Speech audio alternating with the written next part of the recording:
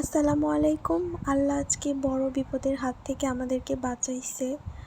So কীভাবে কী হলো সব কিছু নিয়েই থাকছে আজকের ভিডিওটা না টেনে অবশ্যই শেষ পর্যন্ত দেখতে থাকবেন। ঘুম থেকে উঠে দেখি ওয়েদারটা খুবই সুন্দর। বাবুকে নিয়ে একটু বের হলাম যে আজকে যেহেতু বাবার বাড়িতে আছি একটু বাইরে যাই, একটু ভালো লাগবে। তখন যাওয়ার পরে দেখি খুব সুন্দর বাতাস বইতেছে আর ভাবলাম যে আপনাদের সাথে পুরা হোম ট্যুরটা শেয়ার করি। মানে রুম ট্যুর তো শেয়ার করছি, এখন ভাবলাম যে আমাদের বাসা পুরোটা শেয়ার করি। যদিও আমাদের বাসা এখনও রং করা হয় নাই, কারণ আমার আব্বু একা মানুষ, শেয়ার কত করবে, একের পর এক তার বিভিন্ন ধরনের কাজ করতেই হয়। খুব রিসেন্টলি আমার আব্বু হজ করতেও যাবে, সো সব কিছু মিলিয়ে টাকা পয়সারও তো একটা ব্যাপার থাকে। যাই হোক, এটা হচ্ছে আমাদের বাসার সামনে যে বাসাটা, এটাও আমাদেরই, মানে আমার আব্বুর। এগুলো হচ্ছে সব কিছুই ভাড়া দেওয়া। অ্যান্ড এই সাইডের কর্নারে যে একটা রুম আপনারা দেখতে পারতেছেন, এই বাইরে থেকে তালা দেওয়া, এটা হচ্ছে আমার আব্বুর গোডাউন ঘর। অ্যান্ড সব কিছুই কিন্তু সিসি ক্যামেরাতে আওতাভুক্ত। সো বাইরে দিয়ে তালার জন্য যে কোনো ঝামেলা হবে তা কিন্তু না। অ্যান্ড তারপরে হচ্ছে আমাদের ভিতরে আমাদের ভিতর সাইডেই কিন্তু আমাদের বিল্ডিংটা করা। অ্যান্ড এই পাশে আরও একটা বিল্ডিং ছোট করে করা, ওইটাও ভাড়া দেওয়া। এই পাশে পুরাটাই ভাড়া দেওয়া। এগুলাতে কিন্তু আমাদের ভাড়াটিয়ারা থাকে। বাইরে এরকম দেখলেও আমাদের ভিতরে কিন্তু খুব সুন্দর করে করছে আব্বু, মানে ভিতরে সব কিছুই পরিপাটি, বাট বাইরের রংটাই করা হয় নাই।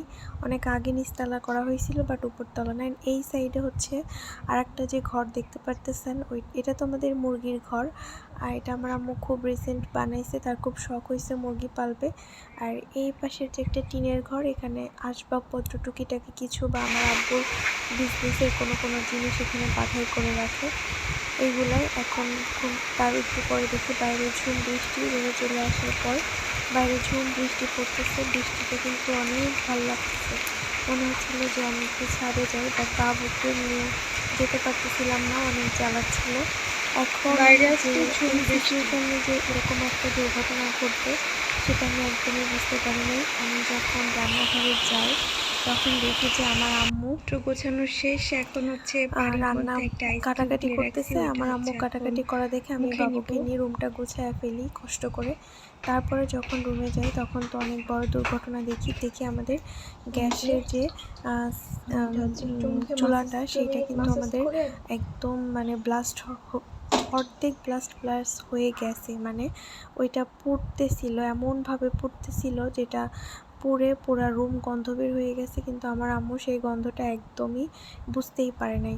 তারপরে আমরা তাড়াহুড়া করে ওভেনটা চেঞ্জ করে, যেহেতু আমাদের বাজারটা খুব কাছেই, আমরা নতুন আরেকটা ওভেন নিয়ে আসি, মানে নতুন চুলা নিয়ে আসি।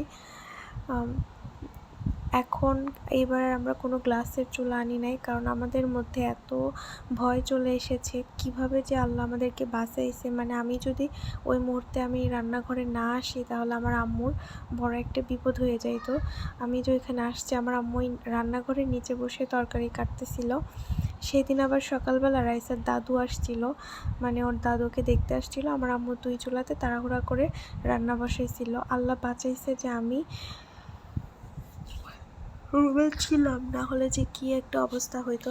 তো চলেন এখন আপনাদেরকে এই চুলা এখন নতুন নিচ্ছি, এটা কিন্তু অনেক ভালো এবং আমি পছন্দ করে যে এটা নিয়ে আসছি। আমি পছন্দ করে রেখে আসছিলাম, পরে আমার আব্বু যা নিয়ে আসছে। এখন চলেন আপনাদেরকে আমাদের যে চুলাটা পুড়ে গেছে, অনেকে ভাবতে পারেন যে আমি এমনি বলতেছি নতুন চুলা কিনে দেখানোর জন্য, এটা একদমই না। এটা যেখান থেকে পুড়ে গেছে সেখানে চলেন আপনাদেরকে আমি ওই চুলাটাও দেখাই যে ওটা কীভাবে আসলে পুড়ছে এত ভয়ঙ্করভাবে। মানে ওটা ব্লাস্ট হওয়ার মানে দিকে যাচ্ছিল, আমার যে কী পরিমাণে ভয় লাগতেছিল।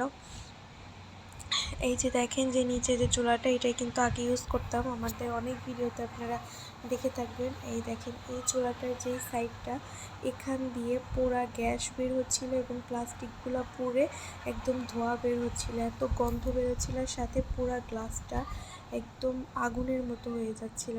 এত ভয় পাইছি। আল্লাহ আমাদেরকে রক্ষা করছে, আল্লাহর কাছে লাখো কোটি শুকরিয়া। আল্লাহ আমার আম্মু এবং আমাদেরকেও রক্ষা করছে। যে এখানে যদি কোনো একটা দুর্ঘটনা ঘটে যেত তাহলে কিন্তু অনেক ভয়ঙ্কর একটা পরিস্থিতি তৈরি হয়ে যেত।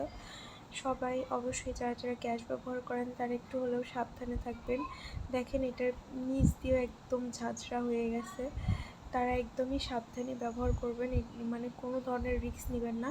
আপনারা যদি পারেন আপনারা 2 বছর 3 বছর পর পর নতুন চুলা আনবেন। তবে আমাদের এই যে চুলাটা আনছি এটার কিন্তু 12 বছরের ওয়ারেন্টি দিছে। এই বিষয়টা কিন্তু আমার ভালোই লাগছে, কিন্তু তারপরেও ওয়ারেন্টি দিক আর না দিক, মানুষ যেরকম মরণশীল সেরকম জিনিসপত্র কিন্তু ধীরে ধীরে ভঙ্গুর হয়ে যায়। দেখেন কিভাবে এই গ্যাসের চুলাটা আমাদের নষ্ট হয়ে গেছে, এই নিচটা কখনো আমরা খেয়ালই করি নাই। আসলে আল্লাহ যা করে ভালোর জন্যই করে। অল্প থেকে যে আমরা টের পাইছি এবং চুলাটাতে চেঞ্জ করছি, যদি ওই চুলাতে কোনো তরকারি বসে আমরা বাইরে যেতাম, না জানি আমাদের রুমের বা বাড়ি ঘরের কী একটা অবস্থা হইতো। সো আপনারা যারা এই ভিডিওটা করার একটা উদ্দেশ্য যে আপনারা যারা গ্যাস ব্যবহার করেন, ওভেন ব্যবহার করেন, তারা কয়েকদিন চেষ্টা করবেন কাচের ওভেনটাকে অ্যাভয়েড করা এবং কয়েকদিন পরপর চুলাটা মানে খুব সুন্দর করে পরিষ্কার করবেন এবং চুলার সব কিছু খেয়াল রাখবেন, নিচ উপর যে কোথাও জং ধরে গেছে কিনা, কি হয়েছে। আর পারলে আপনারা 2 বছর 3 বছর পর পর নতুন ওভেন চেঞ্জ করে নতুন ওভেন ব্যবহার করতে পারবেন। সো আজকের ভিডিওটা আর বড় করব না। আমার ভিডিওগুলো ভালো লাগলে অবশ্যই লাইক কমেন্ট শেয়ার করবেন এবং পরবর্তী ভিডিওর আপডেট পেতে কিন্তু চ্যানেলটা সাবস্ক্রাইব করে রাখবেন। আর এখন বলে আগের বার আমাদের টপার ছিল, এবার আরএফএল আনতে চাইছিলাম, কিন্তু পরে আমাদের গাজীর এই চুলাটা পছন্দ হইলো, পরে এটাই নিয়ে আসলাম। গাজীর যে চুলাটা এটা আমার কাছে খুব ভালো মনে হচ্ছিল, মানে তারা এটাকে দোকানদাররাও অনেক ভালো বলতেছিল এবং তারা 1 বছরের মধ্যে যে কোনো সমস্যা হলে তারা সেই সার্ভিসটা দিবে, মানে সেরে দিয়ে আসবে, অথবা 12 বছরের ওয়ারেন্টি তো দিয়েই দিছে। তারপরে ভাবলাম যে একটু হেয়ার কেয়ার করি। আর চুলের যেহেতু আমার চুলটা যেহেতু মানে সবার আগে একটু পাক ধরতেছে, সেই জন্য কিন্তু হেয়ার কেয়ার ভিডিওগুলো আপনাদের সাথে বেশি বেশি শেয়ার করা হয়। আজকে হচ্ছে জবা ফুল কিন্তু আপনারা চুলে ব্যবহার করতে পারেন। জবা ফুল চুলের জন্য কিন্তু খুবই উপকার। জবা ফুল চুল কালো করতে খুবই হেল্প করে এবং চুলের অকালপক্কতা কিন্তু রোধ করে। খুব শীঘ্রই আমি অর্গানিক একটা হেয়ার অয়েল মানে বাসায় কীভাবে আমি নারকেলের তেল তৈরি করে মাথায় অ্যাপ্লাই করি সেটাই আপনাদের